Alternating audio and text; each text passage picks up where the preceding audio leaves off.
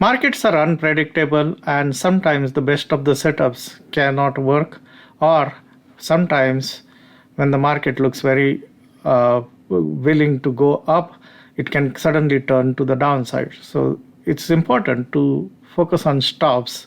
If you have stops in place, then your position will get taken out immediately and you're not going to suffer losses. Absent stops, what happens is that you're going to get into a drawdown. So any open position having a stop is extremely critical.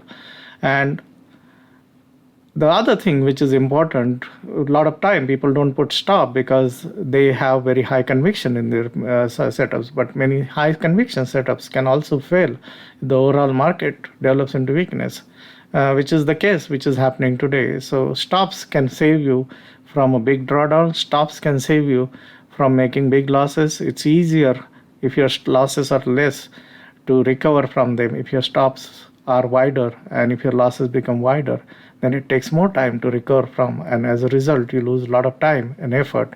So always put stop and think about stops as your most important role as a trader for risk management.